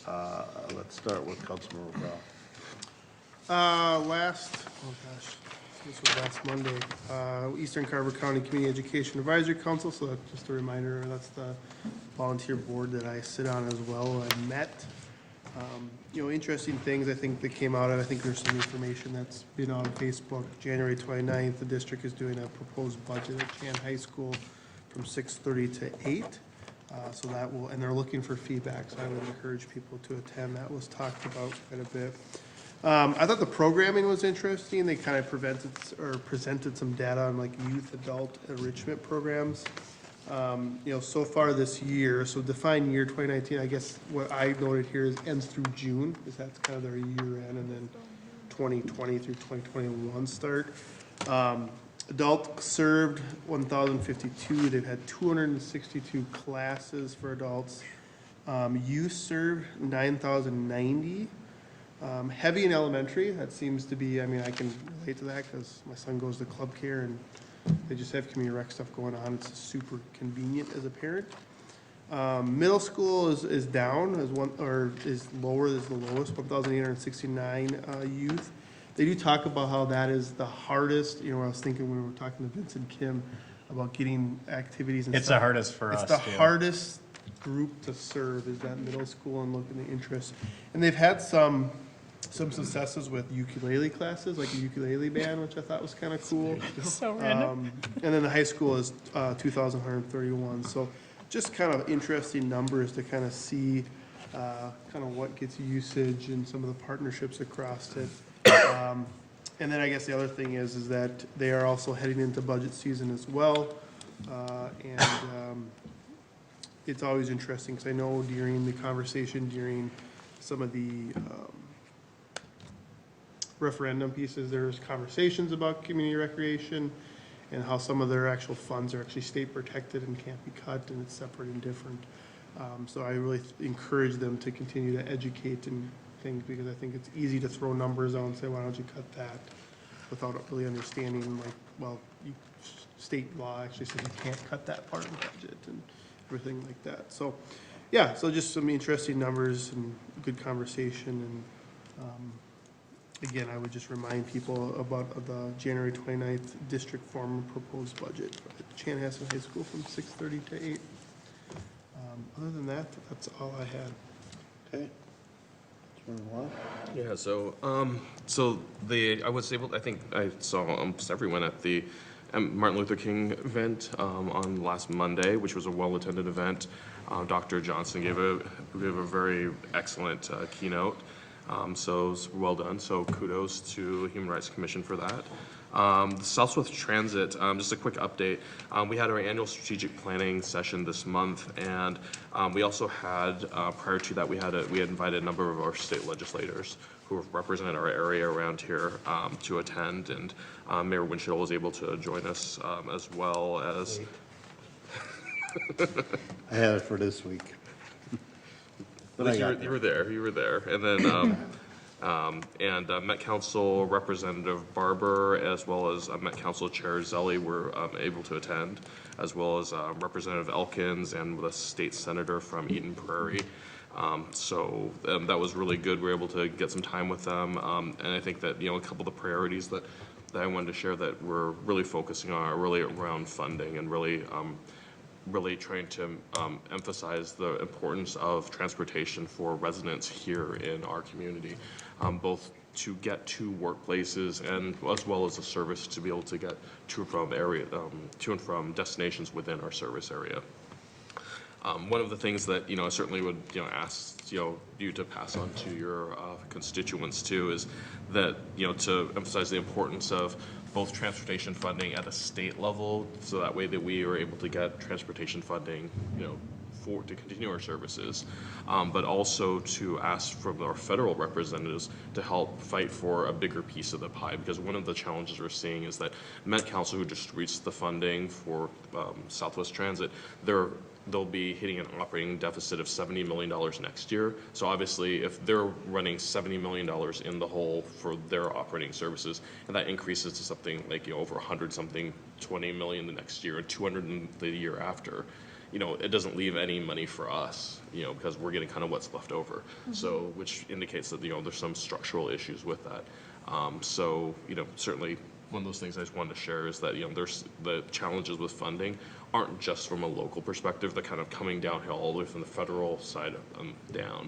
One of the other key messages I heard was that Minnesota is one of the bottom ranked states in the US for receiving the amount of money that it contributes, because we all have tax dollars that go back to the federal government that get redistributed amongst states, and I think we're like number 40-somethingth of getting money back that we contribute, versus Alaska is number 1. They get about 70 times more money back than they contribute.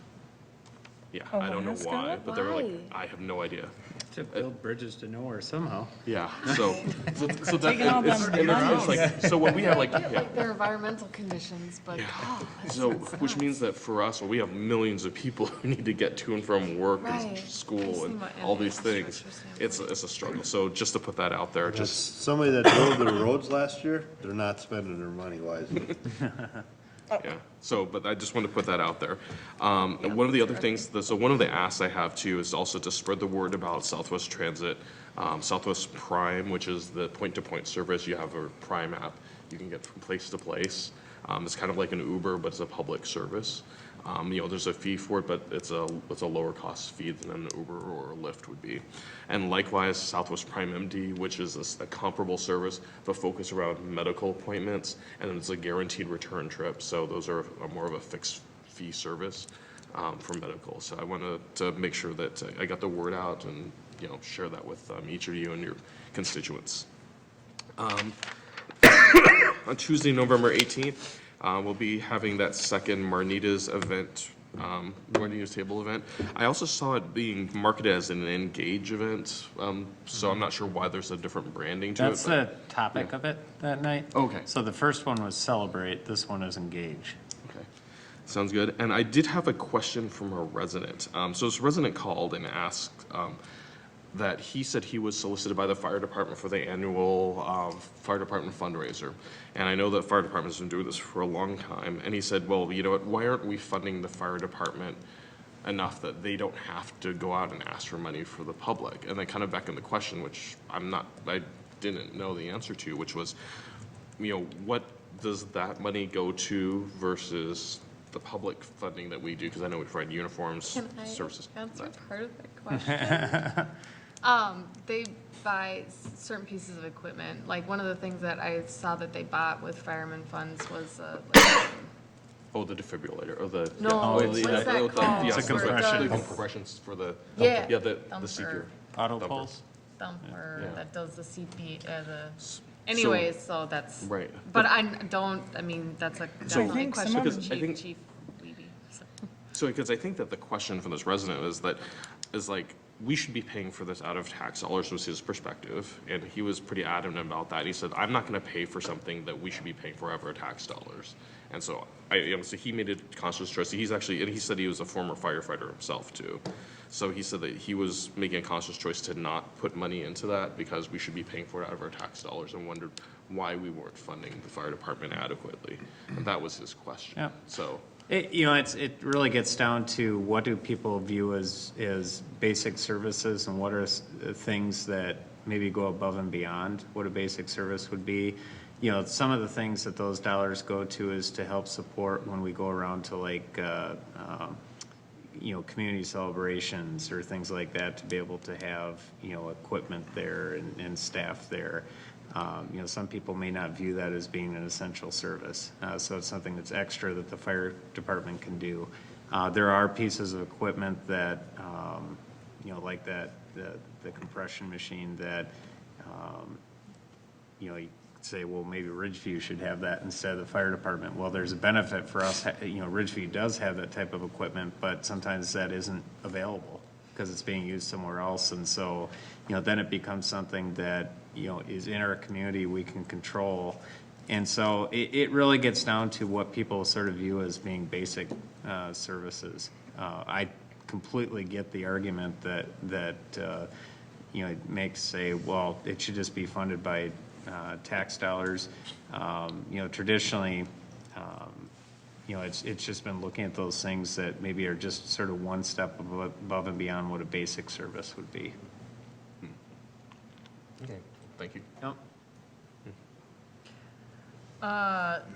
Yeah, I'm good. Oh, Speaking of fire department, I had a chance to ride along a couple weeks ago with one of their duty crews for shift, so I was there for pretty much almost the whole entire shift. really an invaluable experience. Not only was I able to tour the facilities, look at all the equipment, see their standards of operation, also was able to witness the camaraderie between the crew members and the protocols of what they do when they respond to certain calls. It's one of those things where you don't wish something to happen, but you sort of wish something to happen so you can kind of see what happens. So it was really kind of one of those weird juxtapositions. But we responded to like a medical and then also a smell of natural gas kind of back to back. Well, we actually flip those. But so I could kind of see how they interact with the Fridge View and just learn a lot. So I was able to gain some valuable insights and hopefully put those into practice with future decision making. On the same note, last week I did do a police ride along and with Officer Moore, and again was able to tour and see the facilities. I was also able to ride along, look at, he talked through all the equipment, just their protocols, witness kind of patrol operations, ask questions. So just gain a lot of benefit doing that.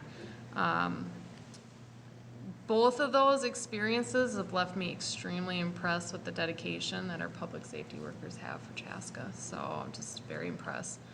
I attended the Downtown Business Alliance social gathering a couple weeks ago as well. I was able to hear updates from our very own Mr. Cabot over there on some of the upcoming road projects and other downtown related news and chat with some of the business owners in Chaska. So that was a great event.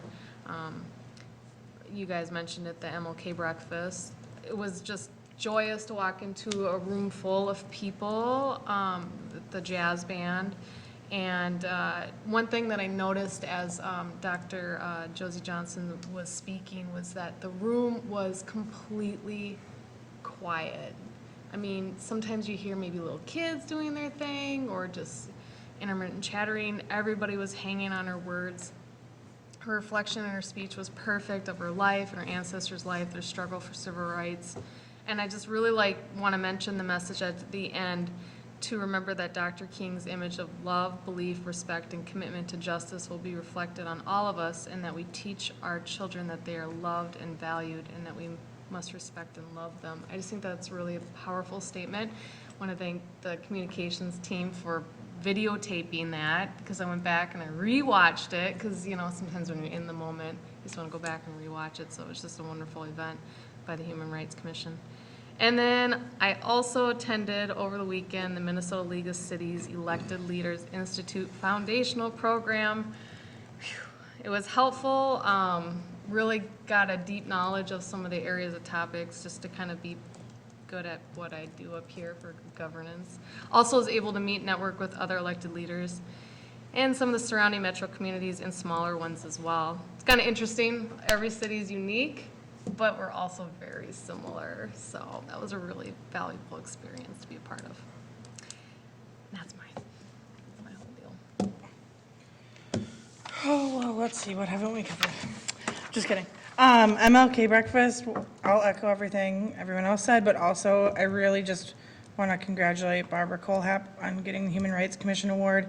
And I wrote it down, I forgot the paper, but she just said something really impactful about the Human Rights Commission itself and what it's about. And I can't repeat it because I didn't write it down or didn't bring it, but it was something about the advocacy and just, it's not about that, but just loving people. And I just thought what she said about what the Human Rights Commission meant really was really impactful in what they do, and something that we shouldn't forget. So because I forgot to bring the paper, you should all go watch it and know what she said. So that, and then just a couple, want to just condolences to Dr. Olson's family. He was my doctor for 20 years. He probably delivered half of Chaska. So condolences to his family after losing him last week, and of course Florence just 6 months ago. So he was a really incredible doctor. So, and then of course Margot, my first memory of Margot was her yelling at me to slow down in the hallway because I was running up here, up and down. But then got to know her a little bit better when we campaigned together last year, and her commitment to Chaska. So condolences to her family too. That's all I had. Nate? No, I don't have anything to add. I was just going to mention with Margot, so her visitation is tomorrow from 4 to 7 p.m. at Burtis, and then her service will be at 11 a.m. down at St. John's, and then there'll be a burial up at Mount Pleasant afterwards.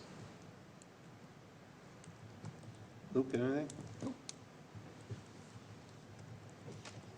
All right, just a few things. Read an article in the Shakopee paper about the Shakopee Public Utilities. They're kind of a different operation over there. We're really fortunate here that their utilities is a public commission, so they don't have the ability, like, we had Andrew come in and talk to us about what's happening. That's a whole different, they're like a different entity over there. And there's not a good relationship. And there's not a good relation. There's, as the paper says, there's a lot of tension right now between them. But I thought it was interesting, just something I want to bring up. We put 10% back of our electric sales into our general fund. They put 4.4. Oh, wow. So that's a big difference. And then, and they, I think,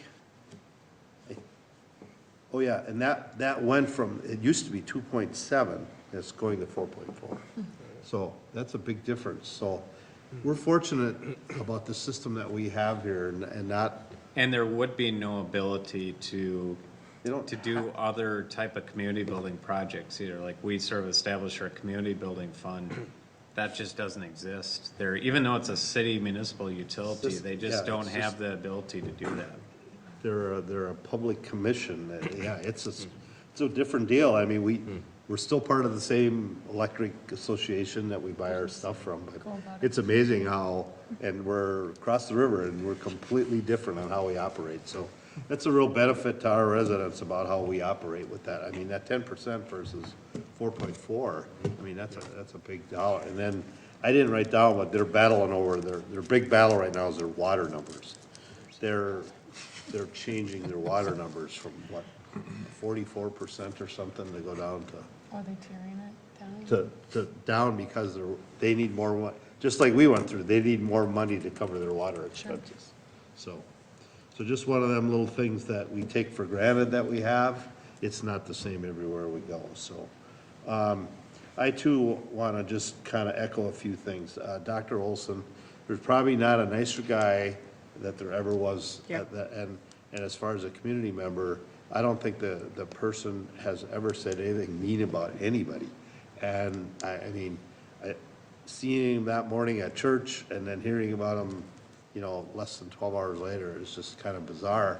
And even though he was 84, he didn't look a day over 60, you know, and like I said, just the absolute nicest guy ever. Was at the funeral service today. The church was full and rightfully so for him. And just a sad day in Chaska. And then you add Margot passing unexpectedly. She's been a big part of the city as well. Reading her obituary, I didn't realize, I mean, I knew she loved the theater, but I didn't realize that about all of her schooling to be for theater. So Margot definitely, you always knew Margot walked in the room and you can never forget her laugh. So again, and I'll offer the same, my condolences to the Olson family and the Steffel family. And then we had another young man, 56 years old, a guy killed in a snowmobile accident. Was very community orientated in a different way. He was with youth sports and stuff. So Kyle Hegna. So tough week in Chaska for funerals. So my condolences to that family as well. Like everyone else up here, we were kind of at a busy week as far as meetings. I had the opportunity to meet with Representative Phillips with a bunch of other mayors. It's a real kind of about 25 people. We get a lot of one-on-one time with Representative Phillips, and he's very respectful to everyone and gives you as much time. And as his aide is dragging him out the door, he's still talking to people. So it's good to see that. And the Southwest Transit, the opportunity now to sit down and actually kind of privately get a chance to meet with the Met Council chair. We don't get that opportunity very often in a small setting like that. So thanks, Mike, for calling me. And like I said, I had it for next Thursday. I don't know what I was thinking, but I was glad I got there, and he's, seems pretty open and willing to listen to us, and so. And then Star Tribune got me in a quote on Sunday, and then Channel 5 got me in, so about the primary elections. I don't know if you guys have heard a lot about or read about it, but in this particular primary, for the presidential, you have to declare if you're a Republican or a Democrat when you go and vote. Now, what does that do to you? Because that, if you remember the primary elections in the past, you always had to follow primary or party lines. Now, if I go in and ask for a Democrat ballot or a Republican ballot, my name goes to the Republican or Democrat party. Now, they say they're not going to use that, but I'm not. So it's kind of taking away your ability of how you want to vote. So that's kind of what the articles and the news thing were about. And I really wasn't aware of it till the Star Tribune reporter called me, and I said, I don't think it's right. I think we're losing our privacy rights to vote. So like I said, we kind of all had a busy week as far as meetings and getting ourselves out there. So thanks everyone for getting that done. Lastly, I just want to add the Guardian Angels has their annual beef and sausage dinner. We've been doing, somebody just told me that we've been doing that since 1960. The sausage is made by the men's club in Guardian Angels Church. It's all cooked by the men's club, and then it's served by the men's club. So it's a great meal. It's from like 11 to 1, 1:30, somewhere in there. And when you say make it, you guys are actually stuffing it in the casing No, and they everything. stuff the case. It's made from scratch. Yeah. And then it's all baked in the school ovens, and it's a great dinner. I mean, if you don't want to sit at the gym, you can get a takeout. So I don't know. What was the date on that? I don't, it's the Sunday after the Super Bowl, so that would be the 9th? ninth, Sunday. No, that's right, we'll have another meeting. I was thinking we wouldn't have another meeting. It's 11 to 1, so Sunday. All right, I'm done. Anyone else? I just have one thing I Yep. forgot. There's a listening session with Senator Jensen and Representative Bowe at 9 a.m. this Saturday at the Chanhassen Library. Oh, okay. I You know think what? Isn't that February 1st? Yeah. This Yes. Saturday? Yeah. Okay. I'm down here. And Okay. February 2nd is Super Bowl Sunday. Yeah. Yeah. Okay.